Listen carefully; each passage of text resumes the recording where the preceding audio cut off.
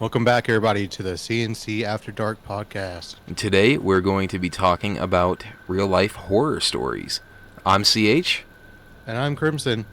And today I'm going to go ahead and start us off with our modern day horror stories. So I'm going to be covering a couple different topics. I do want to point out that these can be a little bit vulgar or graphic, mentionings of sexual assault, affairs, and, kind of things along those things or along those topics. So if you aren't comfortable with that, just a little bit of a viewer discretion, auditory discretion, since I guess you're just listening to us. Um, but one popular topic I wanted to talk about was a cult following named the People's Temple. Um, the reason I wanted to do a cult about a modern day horror story is because throughout history, throughout many decades, there's always been multiple cults that have always been or always been recorded throughout history. And if you're not sure what a cult is basically people having usually beliefs or practices that are normally religion based, some sort of like god or deity following, and it usually goes with the person that is following it or a group of people that are the main leaders of the cult having basically complete control of the other people, the lower class inside the cult. And what makes the People's Church so significant is because of the large amass of followers that it had, the rituals that they had, and the fact that the People's Temple was something that was just a one of a kind on a completely different grand scale of things, because cults are normally to be known as local and kind of quiet. And the People's Temple was recorded to have at least 3 to 8,000 followers. There's reports saying that they've had up to 20, but those are self-proclaimed by the top guys of the cult. So I kind of take that with a grain of salt. To start off with the People's Temple, it was founded in 1955. John Jones is the person who founded the People's Temple. Starting in Indianapolis, Jones was a self-ordained Christian minister in a small churches. He would go to different churches and talk about the Word of God. Kind of self-learned. He grew up as like a farm boy, had kind of a troubled childhood, um, where he never really got good social understandings, and he pretty much just learned over time that people don't really matter as long as he could just manipulate them to his being, more of a narcissistic personality, because it's either John or Jim Jones way or the highway. Um, he didn't like to get that image though. If you want a cult, if you want people to follow you, you can't be scary. So one thing he would do is he would go help drug rehab facilities. He would go donate to local churches, and like homeless shelters. He loved to interact with politicians to get politicians in his on his side. Jim Jones was a man that knew exactly what he was doing, and he knew exactly what strings to play to start the ball rolling, known as the People's Temple. Um, the cult actually was around the time of the uh, Cold War. There was the fear of the nuclear apocalypse with the Soviet Union and the U.S. disputes, and so the cult really focused on the nuclear apocalypse. They believed that, with, like I said, the height of the Cold War, that everybody was in danger and the apocalypse was inevitable. And Jim Jones went down the rabbit hole of trying to find out how to keep everybody safe and where's the best parts to live. Jim Jones figured out the best course of action was to move the Indianapolis founded People's Temple into the Redwoods of California. What made the People's Temple so special, especially being founded kind of near the Midwest era and the 1950s alone, was he wanted to be known as like the Rainbow Family, and by that he wanted everybody to be or from different ethnicities, from different races to be accepted. He wanted to, have a church where whites and blacks and Koreans and Hispanics and all these different cultures and, like I said, races all join together to go, quote unquote, follow the word of God.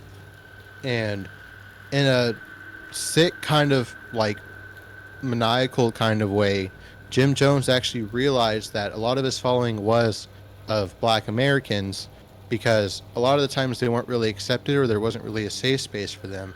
And so they found that safe space inside the People's Temple, where they would have their other friends and family show up, and he would kind of focus on that specific group of people, and just kind of like preying on the minority of society to help push this temple forward, saying that, hey, you know what, no matter what, there's safety here. You don't have to worry about anything else. You'll be fine at the People's Temple. And so, as everything started to get the ball rolling, he became this giant name. Everybody started loving him. He would pretend to go around. He would have these showings, and he would, say that the word of God is through him, and he would have fake healings. He would have people throughout the audience that he would call by name that would have fake tumors, and he would actually go up to them, quote unquote, cure them. And so he would like pull the tumor right out of the person's mouth. And it actually was shown that those tumors that were pulled out were benign, which means that non-cancerous animal tumors. And a fun fact about Jim Jones and animals, he claimed he loved them so much. He loved them so much that he loved to kill them for fun. He loved to beat them. Nice. Sometimes he even admitted that he liked to cut off his duck's wings, and he would tie them onto his chickens. Um, so yeah, just common normal things that animals love or do. Yeah, you're just a common man. Yeah. He actually loved animals so much that his goal was that he wanted his own church founded eventually, because like I said, he was going around helping small churches, trying to get his name out there. And while he was trying to save up money to actually found the building known as the People's Temple, he would do what every man would do to earn money. He imported monkeys that he would go door to door and sell. He even had his own personal monkey, and the monkey was actually kind of known throughout the People's Temple because they would kind of run free, and that kind of became the like symbolic animal of the People's Temple. Like I said, the temple had a large following. It's suspected about 3 to 8,000 people, which means that they're pretty well known. Uh, what would happen is eventually the acts of what Jim Jones would do to his followers and some of the practice that he did uh, ended up becoming known to a bunch of like reporters and a bunch of local people, where they started questioning the intentions of this. As popularity increased, words of Jones' actions and his practices were more known, and old members of the temple actually started bringing out their experiences and their own opinions about their time inside the temple. And it seems like I said earlier, Jim Jones wasn't the man that he, tried to make himself to be. He enjoyed torture, and by that I mean like his favorite thing was to find the followers' personal weaknesses. He loved emotional blackmail, and he also loved physical blackmail. He would find out oh no, you're scared of spiders. Well, this is actually a report that happened. A woman was scared of spiders. She was scared of snakes, and he felt like she was starting to question his authority. So he had a boa constrictor thrown on her, which she was forced to sit through. If he once again felt like people were starting to question his authority, he would lock him in a small box outside in the sun. He's a loving, just God. Yeah, he is. He would straight up just hug, people because he loved them so much. Not actually. He would actually just have his followers beat up each other, especially the real loyal ones. And he even had whole families and the children following him. And when the children would act up, and it started off with like normal spanks, kind of tying them out like that. But over time, Jim Jones grew a really big ego, and he eventually did see himself as a god, to the point where he would stage his own shooting. The shirt would be like all bloody and mutilated, and he had that shirt hung up in the People's Temple to show like, hey, this is how you know that I'm legit. The shirt is, the little piece of fabric that saved me. He also called it vitamin supplements. If you consider meth a vitamin supplement. Oh yeah, I take them all the time. And yeah, and barbiturates were very normal in his everyday routine, to the point of going to sleep every day. I'm sorry if I'm mixing that up. I believe barbiturates what makes you go to sleep instead of waking you up. And just a lot of other heavy drugs, which unfortunately does increase later on. And with, super hardcore drugs like that, anger is a big side effect of it. Paranoia is a big side effect of it, and we'll see that later.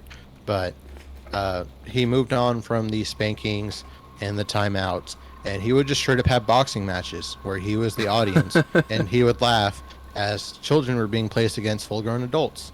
adults that were loyal followers. Okay, well They now had no problems throwing hands I feel with bad the for little laughing, kid. but Well, no, I mean you were role playing as Jim Jones. He yeah, was laughing. wait, role playing.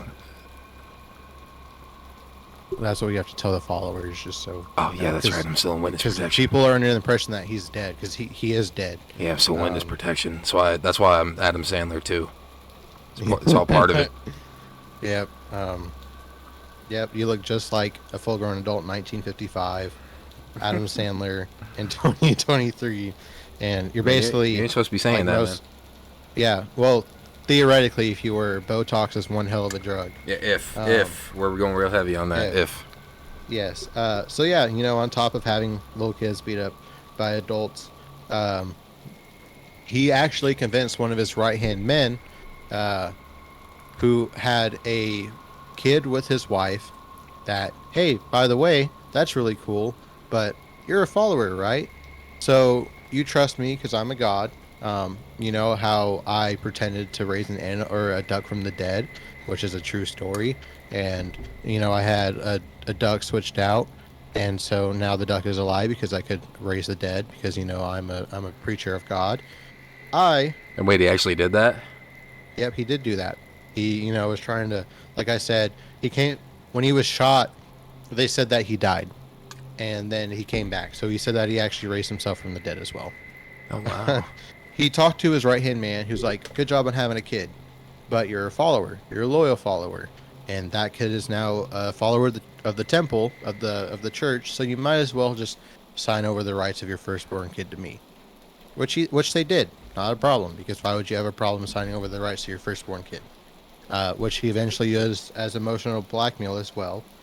Um, like I said, Jones was a national paranoid man, and he was known to have all these different kind of precautions. He would have these suicide rituals where he'd be like, "Hey, everybody, we're gonna have a party. You're allowed to drink alcohol." Now, alcohol was forbidden because it's part of the sinful and recognized in the American culture, and they were known for hating the normal American culture because it didn't follow their ways.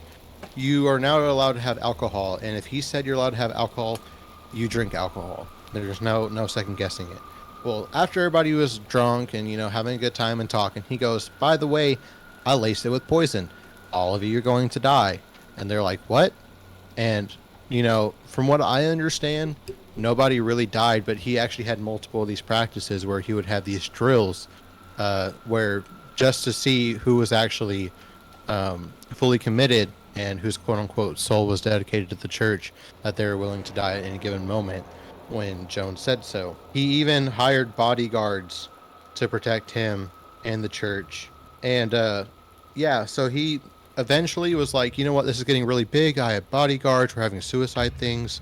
We need to get out of here." So he goes all the way to a jungle in Guyana and named it Jonestown. Jonestown was supposed to be this super rich, real good farm that was basically a paradise where, of course, Jim Jones, being the very wonderful and generous man that he was, had his own throne there, while everybody else was basically infested by mosquitoes. People were reported to or encouraged to snitch on each other in case they're having any doubts. Any calls or letters were censored. People were being worked multiple shifts and beaten in case they didn't follow it. Most of them were starving, and the soil was super poor, so nothing was actually yielding. But Jim Jones did not let the world see that. He would actually buy produce from other places and make these little marketing videos saying how well everything is doing to show the outside world that nothing is actually going wrong with this whole plan. Of course, everything has to come to an end, and people that were actually at the temple started to kind of leave and kind of let the world know what was actually going on. Californian U.S. Representative Leo Ryan decided, you know what, this is enough of it. We're going to ambush the cult, and we're going to rescue the members that are currently being held against the rule at Jonestown. November 18th was the landing day at Jonestown, and the cult's guards at the People's Temple actually met Leo Ryan's crew at a nearby jungle airstrip. So Ryan, an NBC cameraman, a journalist, a couple female followers of the church, and a few other people were all killed at the scene. The same day, Jones was super paranoid, of course, because, oh wow, people are actually here, that he immediately says that today is the day we are going to finally have the juice taken, and it is going to be the end of it, or else the soldiers will capture us and we'll be tortured. So, fun fact about Jim Jones and the amazing man that he is, he actually had a whole stockpile of cyanide. That was the whole thing, was lacing everything with cyanide, because he actually had a jeweler's license. And so the nurses and parents were instructed to let the kids pass away first, let the kids do the ritual first, where they're taken with uh, fruit juice, the cyanide powder, and a couple sedatives, and it's put into the throats. And after, once the kids are all situated, the parents and adults soon followed, and Jim Jones was found with a bullet hole in his head, more than likely self-inflicted. All the while guards were outside and inside the temple waiting for basically those soldiers that Jim Jones believed was going to show up. Uh, and yeah, so after everybody that died inside the People's Temple, everybody that did the ritual, there was only about 33 survivors. And of course, they told their experience. And there's actually a recording of the events that went on. Now, I did not see the recording because I couldn't really find it anywhere. But in case you are interested, the I would look up People's Temple Jonestown incident. Like I said, at your own discretion, because I'm not aware of what's in the video. So in case there is, as I would imagine, some pretty graphic content in there, just a little viewer discretion. So yeah. Oh yeah, and a couple of fun facts about him as well. I just want to go ahead and squeeze these in. He had an open relationship with all his followers. He had a wife when he started all this. Um, they had a bunch of adopted kids. They had a bunch of Korean adopted children, which I believe one of them actually did pass away in, I believe, an airplane incident. So then he adopted more kids, and he only had one kid of his own, which he had the name Gandhi as its middle name to kind of honor Gandhi. He was obsessed with Hitler, Stalin, Gandhi, a lot of world political leaders, and he actually was a self-proclaimed communist as well. He liked to listen to a lot of like Hitler's speeches, not necessarily agreeing with the Nazis' ideology, but he liked to learn about the tactics that he used to help get a nation to follow him. So he would study all these different guys and their crowd control, and as an example, or as what happened, use it in his own experience with the cult, the People's Temple. So yeah, his one and only kid. Just everything was a marketing thing to him. He actually didn't care about his family, from what I understood. He just wanted to get bigger and bigger and bigger, eventually falling off with his wife. When his one and only kid was born, he actually adopted a black child along with his kid and raised them as twins, just to kind of show that, hey, we don't see color here. You don't have to worry about anything. Feel free to show up to my church. So he had all these adopted children as well. The rights to a lot of children inside the People's Temple. But like I was saying, he was in an open relationship with all his followers. He had a wife, eventually lost his wife. He would sleep with the women inside the church, eventually sleeping with the men as well. He would talk about sex a lot in his meetings, and he would tell the women, and when you're having sex with your partner, don't worry about them, just pretend that it's me instead. I'll pull up a picture in the podcast, but he's known for his trademark sunglasses. And he always wore those sunglasses because his eyes would always be straight bloodshot, as his drug abuse did further on, and he didn't want people to really experience it and see what was happening with his eyes.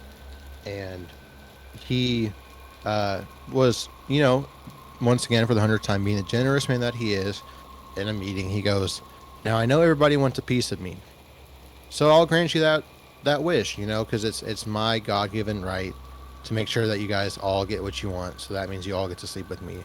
And on that same day, he slept with 20 people. So yeah, it's Jim Jones was just very narcissistic. He had all these different practices. There was no sign of a true God. He just studied all these crowd control manipulative ways to help induce a following, so people could just do literally whatever he wanted, and there was no repercussions for it.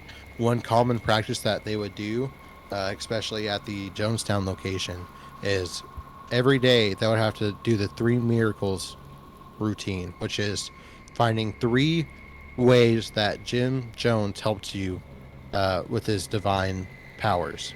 You know, either giving you food, giving you a place to sleep, helping you guide or helping guide you spiritually into finding the right way. So every day they would have to think of three reasons why Jim Jones was so great in their life. So yeah, that was the People's Temple, and I like to consider this a modern day horror story because even though this sounds so outlandish and you're like, oh, this couldn't be a part of me. Well, like I said, he would prey on emotional weaknesses and he would learn all these different things to help unite everybody. So eventually gaining their trust and slowly putting his own ideals into it.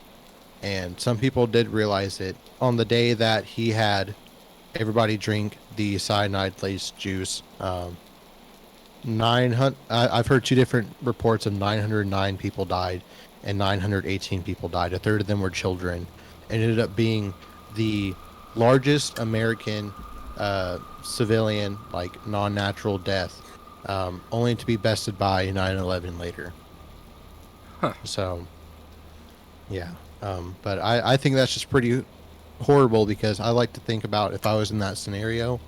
Um, I don't know if I would be safe. I really don't because I grew up in a religious family. I'm not really religious anymore, but they were very religious induced. And if I did follow that routine and I heard that, and I'm like, what's the, he's the embodiment of God. Why should I not follow him? You know? You see, he ain't the only one. You see, there's been another coming of Christ under the name Charles Manson, and I'm sure a lot of people have heard that name before.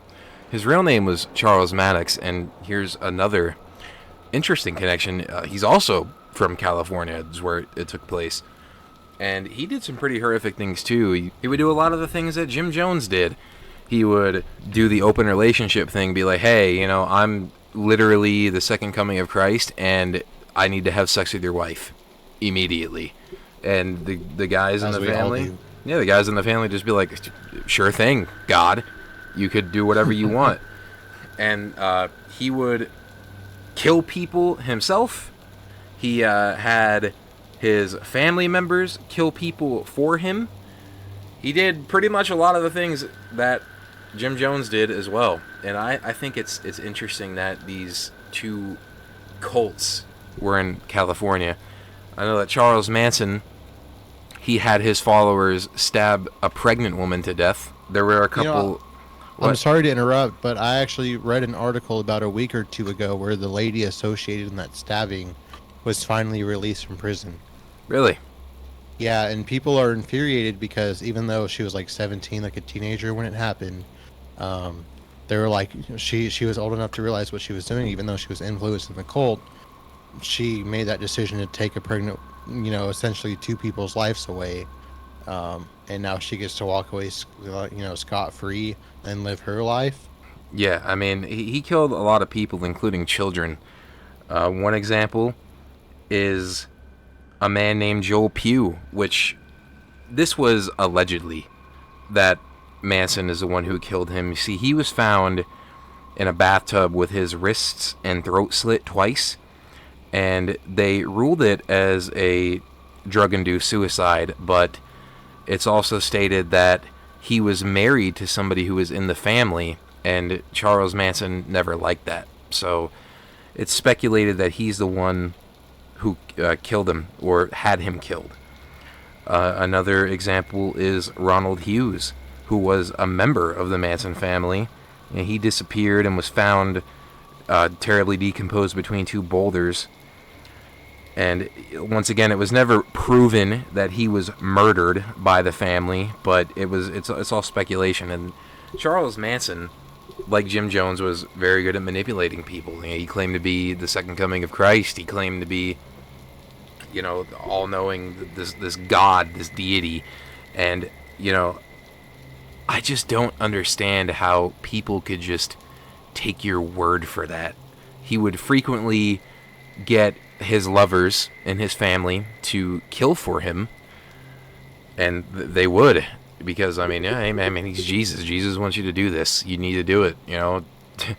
It baffles me personally that somebody could just be like, you could just go up to somebody and be, hey, did you know I'm Jesus and I need you to kill somebody for me? And they're just, oh, if that's what it takes, God. You know, I'll get on that right away, and they'll just do it.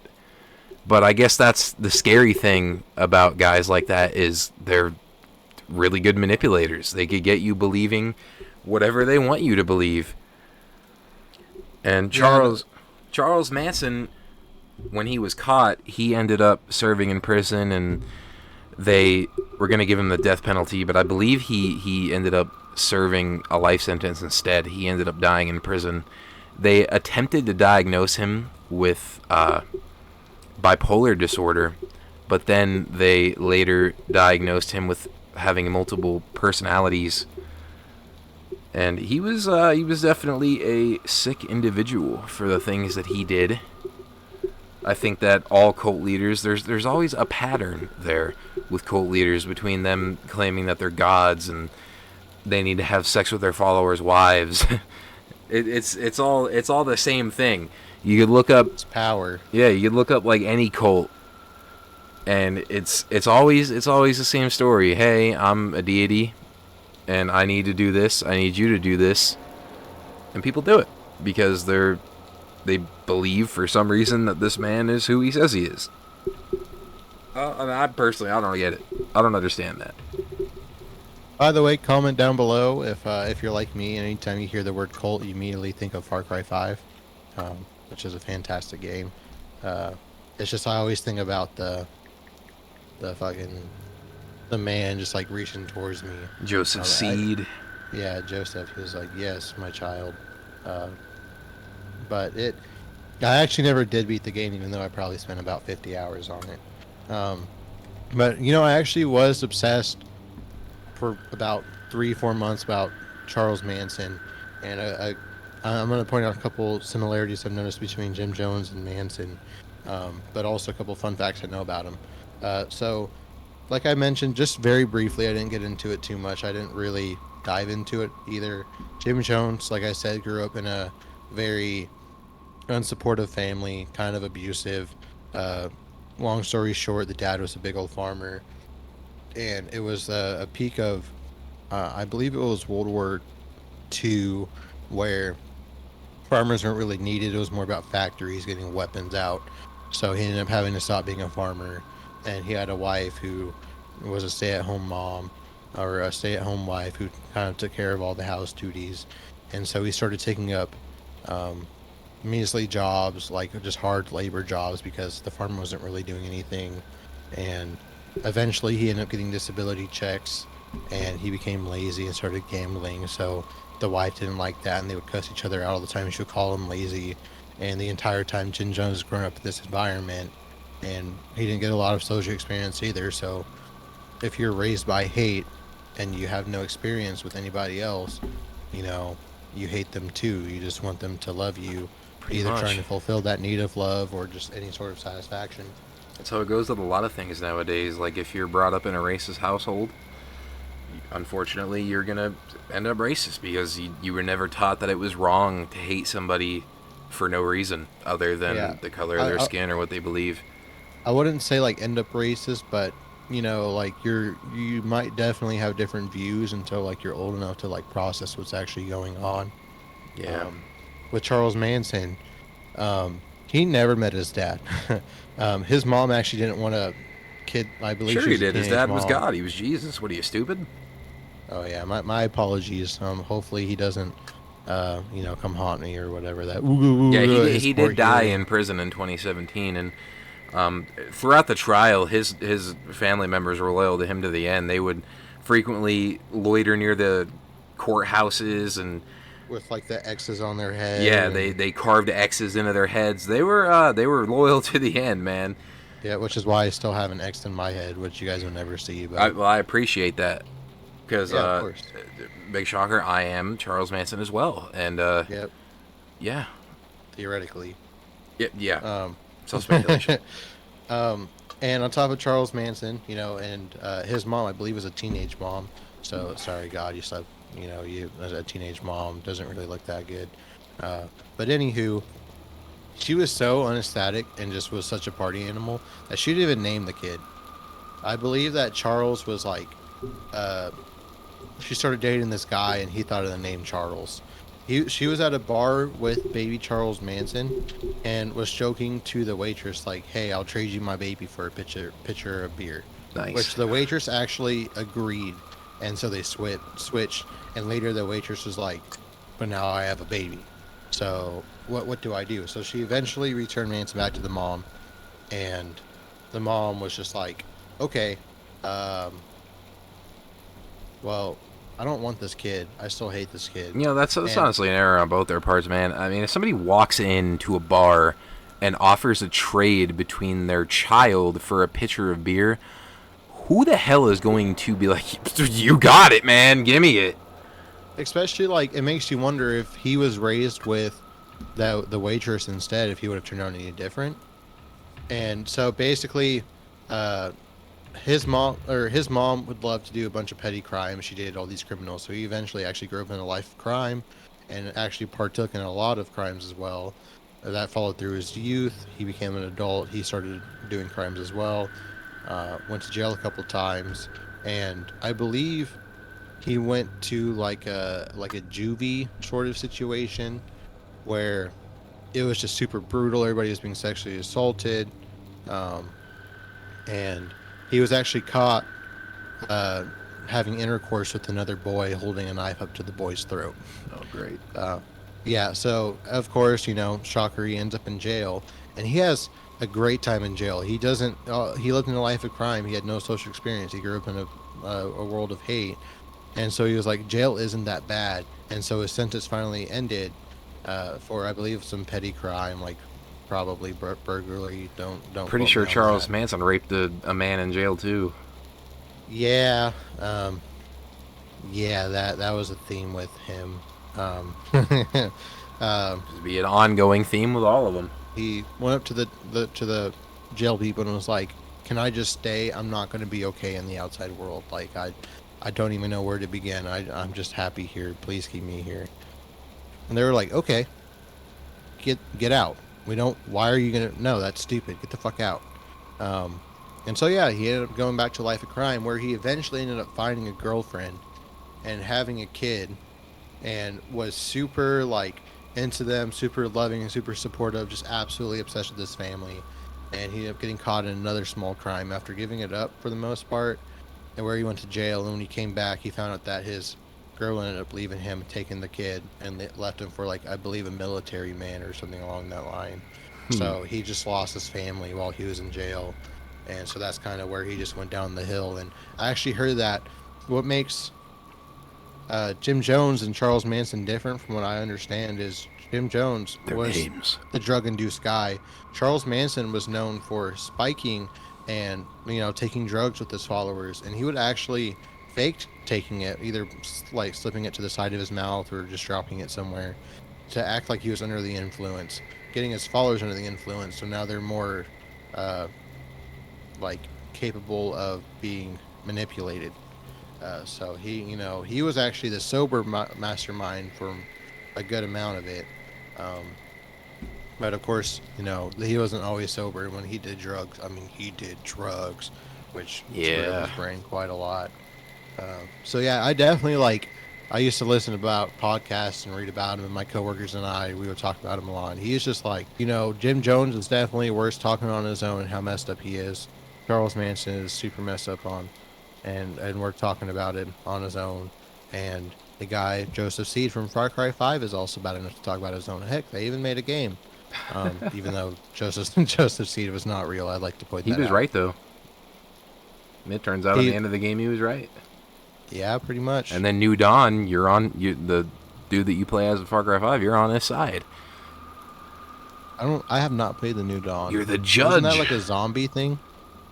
I think there were like zombies in it from the nukes, but yeah, the dude Yeah, that you play as in Far Cry 5, you're Joseph Seed's right hand man. You're the judge. He was right. that's So the crazy. moral of this podcast is, folks, Start a cult. if somebody comes up to you and says that they are the reincarnation of Christ, don't Follow listen them to them blindly. unless it's Oh, me. yeah, don't listen to them. Unless it's me, then I'm telling you the truth. You And need to have some sort of like code word where if you whisper it, they'll know it's you. Yeah.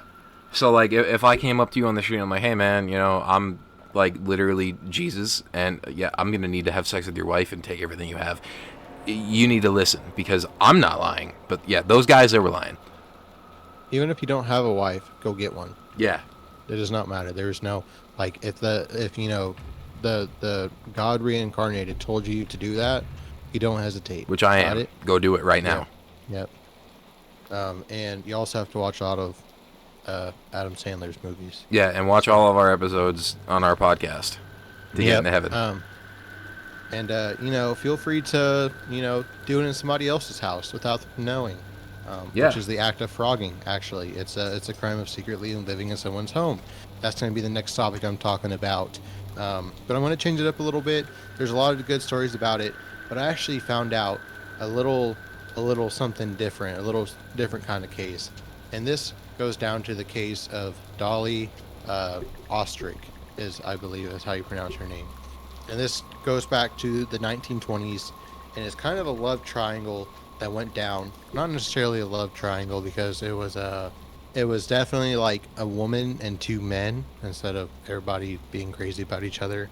It all started with Dolly Wahlberga Ostrich. She was just a normal housewife, and she was married to a textile manufacturer and an owner of a Milwaukee apron factory. In 1913, Dolly was trying to work on her sewing machine. All of a sudden, it stopped working, and she called up her husband, Fred Ostrich. I was like, "Hey, Fred, how's it going, buddy? My sewing machine is broken. Can you send somebody over to come fix it?" He's like, "Sure." So a 17-year-old repairman showed up who worked at the factory. His name was Otto Sanhuber. I'm just gonna call him from Otto from now on. But there's a theory that Dolly must have known that she was going to send Otto over specifically, or just anybody really, because um, Fred was known for working a lot of hours, and Dolly had a lot of frustrations with that. So she did the only reasonable thing, and when the repairman showed up, they were met by a Dolly who was only wearing a robe and stockings. And if you are a repairman and you're like, you know what, a woman's in a robe and stockings, you obviously get in an affair that lasts 17 years. Or, I'm sorry, an affair that lasts way over a decade. Naturally. Yep. They originally were meeting in public, but it would get kind of inconvenient, obviously, having to like find hotels or good spots. So they eventually just started doing it inside of the ostrich bed.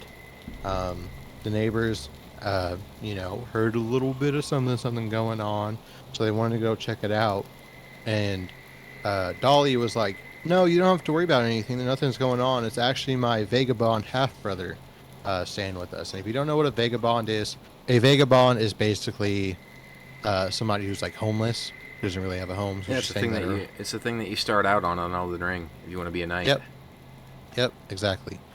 So she was thinking about Elden Ring when she said that her Right. vagabond half brother was staying over.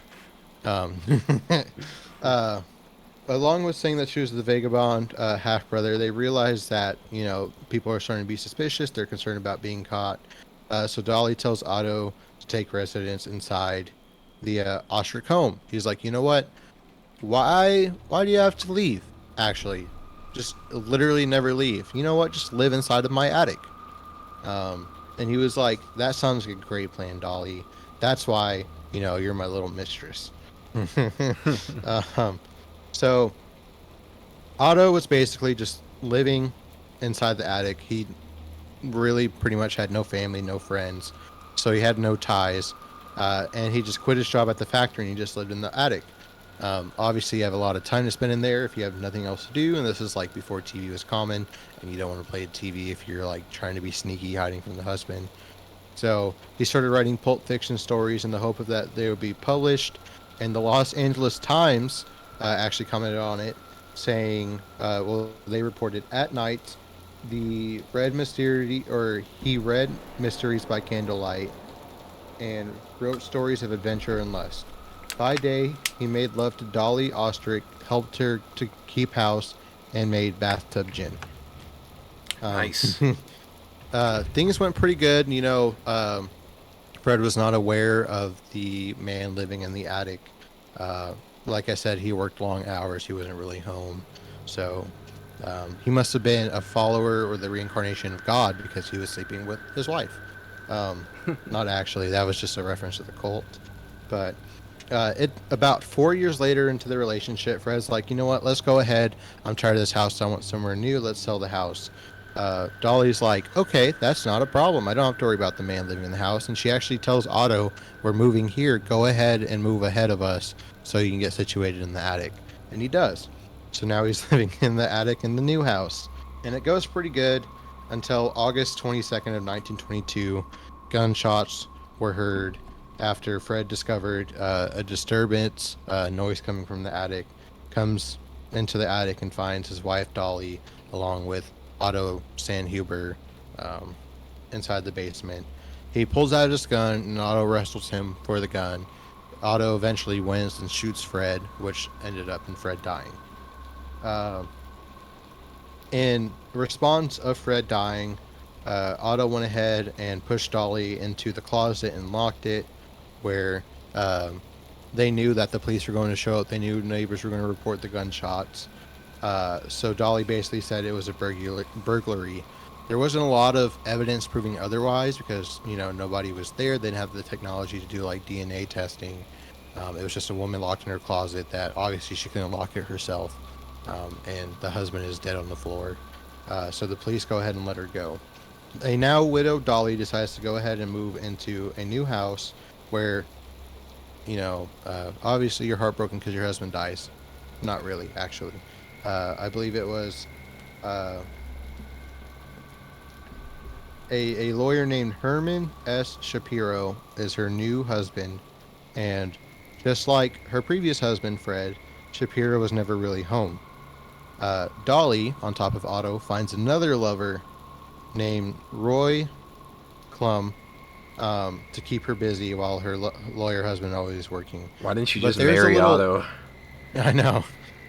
There's a theory that she was basically just using him because she was like, "Oh man, this is what happened with my husband. Here's the gun."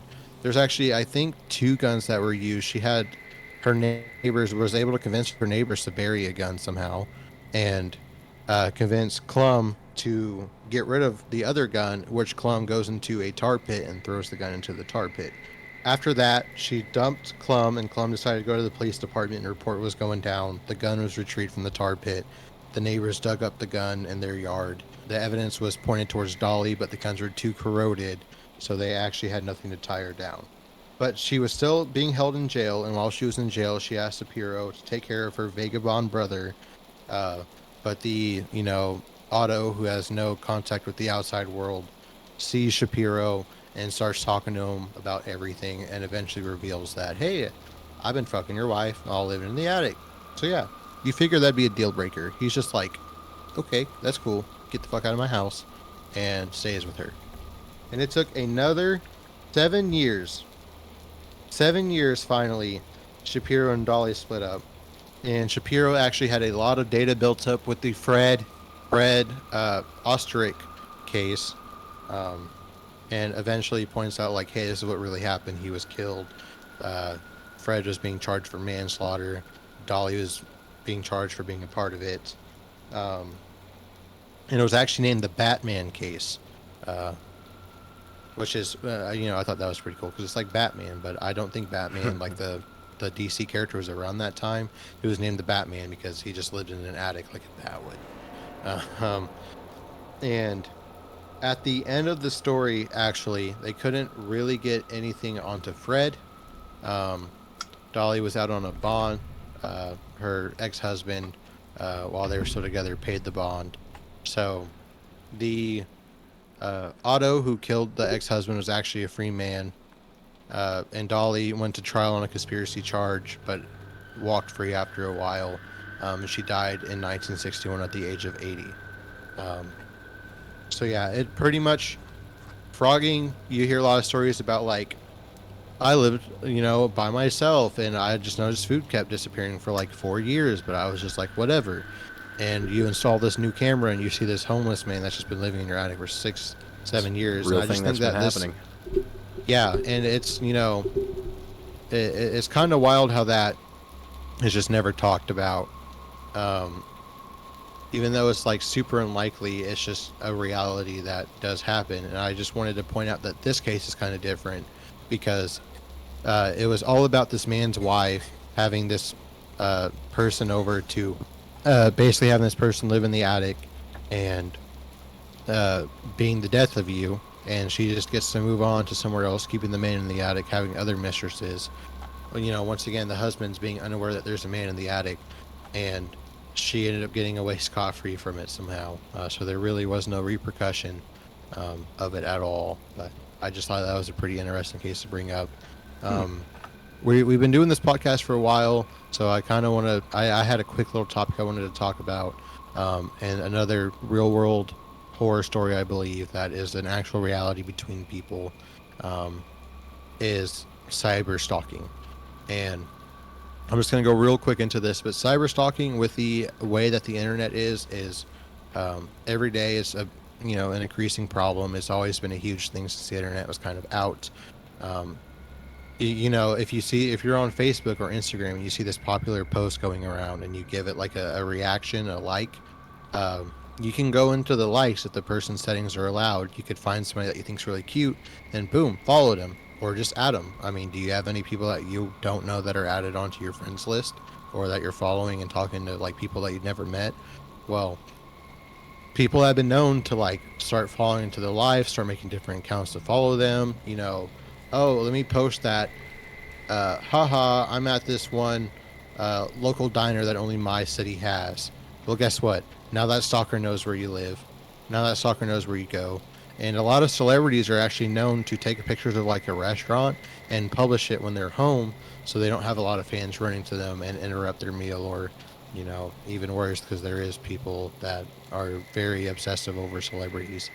Um, it could also go into there's this I believe it's called Don't Fuck with Cats. It's this Netflix show about this man who wanted to become really famous. And so he would kill a bunch of cats through different means of like a plastic bag, drowning them, lighting them on fire, just to get some sort of reaction so his name was out there. In case you were, you think that's disgusting, if you're in case hearing of that, the whole show is about the internet who is also outraged, talking to the police about this man. The police refused to do anything, or said that they couldn't help, and so they took it into their own hands, saying like, "Dude, like he's killing cats for attention. This is, the next step to actually killing people." Um, so the guy kind of led him on a giant cat chase. This is a long story summarized, but he would leave little trails. Like he'd post a picture of a door or a street or even just the way a building is designed. And you could tell where somebody, like the country alone, where they're at just because of the doorknob, because an Australian doorknob is different from a USA doorknob. So that already rules it down to somewhere in the world this person's in Australia. And they eventually track down the person, and the it becomes a giant legal case as well because as the internet predicted, he ended up releasing a video called "One Man, One Ice Pick," where he killed his ex That was via an him? ice pick as well. Yep, that was him.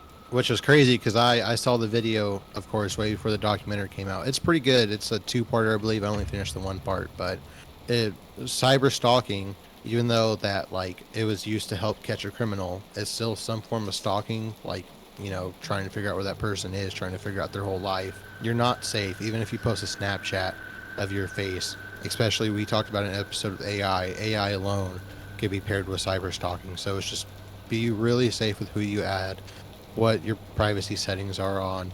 And it's not necessarily a bad thing to not be connected with social media. Don't feel obligated to it as well.